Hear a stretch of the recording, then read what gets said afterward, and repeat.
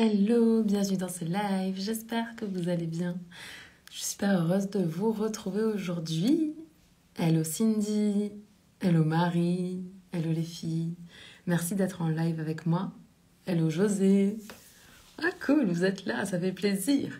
Ok, aujourd'hui je voulais... Hello Olfa, bienvenue dans ce live, j'espère que tu vas bien ma belle Olfa. Aujourd'hui, on va parler de motivation. Ok.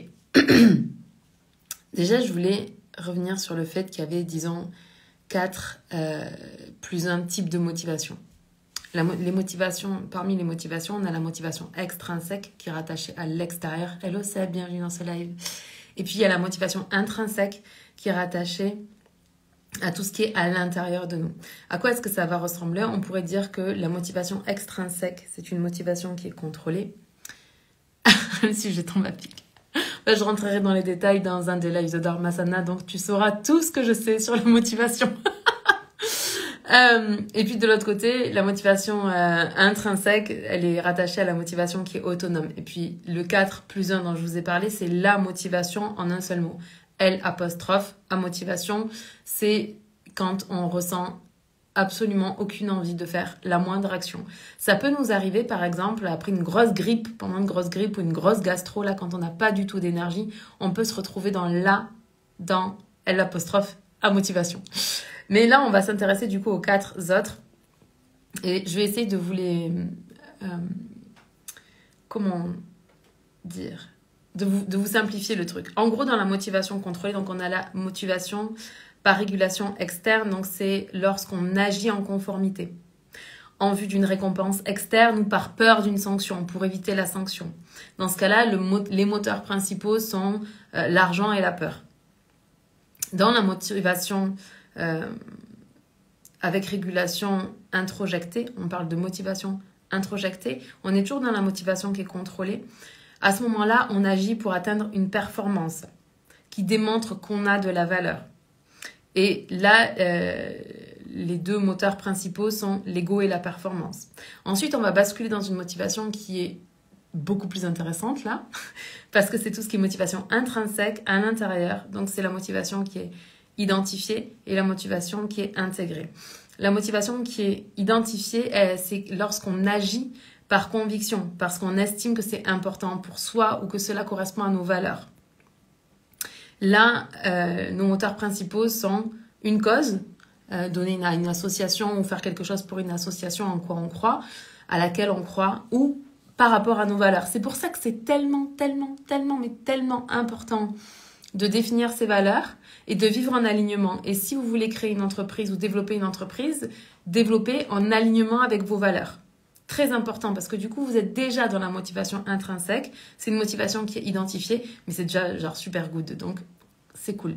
Et enfin, celle que je préfère de toutes, et vous allez comprendre pourquoi, parce que si vous me suivez depuis un moment, il y a quand même des choses que je dis régulièrement.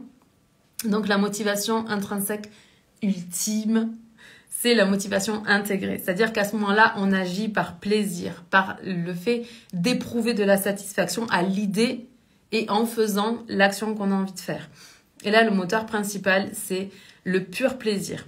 Donc, pourquoi, du coup, je vous parle de ça? C'est parce que vous m'avez déjà entendu dire que quand je pose un objectif, quand je fais quelque chose, même quand je vous amène à faire quelque chose dans le mastermind, en coaching privé, peu importe dans ce que vous rejoignez, souvent vous m'entendez dire faire nanani nanana avec joie, plaisir et facilité. Je vous ai expliqué dans le live d'hier la transition du karma vers le dharma que j'avais fait pour aller de la souffrance et du sacrifice vers comment on appelle encore, la facilité.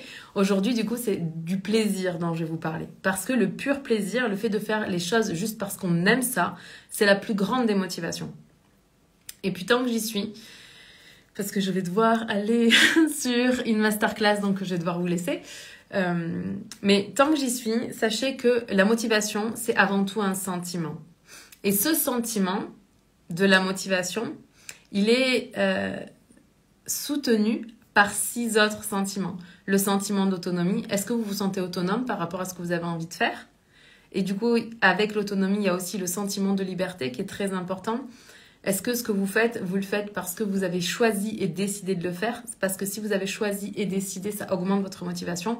Le sentiment d'appartenance, si je sens que j'appartiens à un groupe, c'est quand même plus facile. Par exemple, c'est plus facile d'entreprendre, de poser des actions quand on a passé une semaine avec 5 entrepreneurs millionnaires que quand on passe une semaine avec 5 personnes qui n'ont pas de travail et qui sont dégoûtées de la vie, démotivées pour tout et passent leur temps à utiliser des tampons émotionnels pour ressentir un peu de plaisir. Forcément, le sentiment d'appartenance est tellement important chez l'être humain. Il suffit de prendre la pyramide de Maslow pour se rendre compte que c'est le premier des besoins psychologiques. Donc, je vous rappelle la pyramide de Maslow.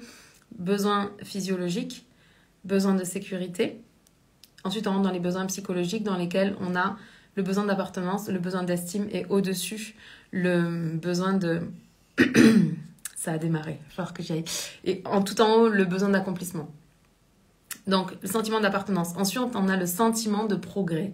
Le sentiment de progrès, c'est le sentiment que je suis en train de grandir, d'apprendre, de me développer, d'évoluer, etc. Et c'est pour ça que dans tout ce que je transmets, je vous dis jamais que après avoir suivi telle formation, genre vous aurez fini votre apprentissage pour le reste de votre vie. Moi, je crois à l'apprentissage constant et au fait de développer régulièrement et de manière constante nos apprentissages, notre développement personnel, etc., etc. Ensuite, on a le sentiment de compétence. Et là, c'est pareil, c'est connecté à la boussole de Flo, dont je vous parlerai peut-être dans un autre live, mais si vous vous sentez totalement incompétent, là, c'est complètement démotivant. Et en même temps, si vous vous sentez surcompétent aussi par rapport à la tâche que vous devez exécuter, là aussi, c'est complètement démotivant. Ensuite, bien sûr, on a le sentiment de plaisir, le simple fait de prendre du plaisir, de s'amuser, que ce soit le fun, que vous ressentiez de la joie pendant que vous êtes en train de faire ce que vous avez à faire. Ça aussi, ça augmente votre motivation. Et enfin, le sentiment d'engagement. Donc, celles qui sont dans Dharmasana, je crois que j'ai passé un live entier pendant 1 heure à vous parler de la notion d'engagement, pourquoi c'était important de définir ce qu'on avait envie de vivre par rapport à cette notion-là et quel est le sentiment qu'on avait envie d'attacher à cette notion d'engagement.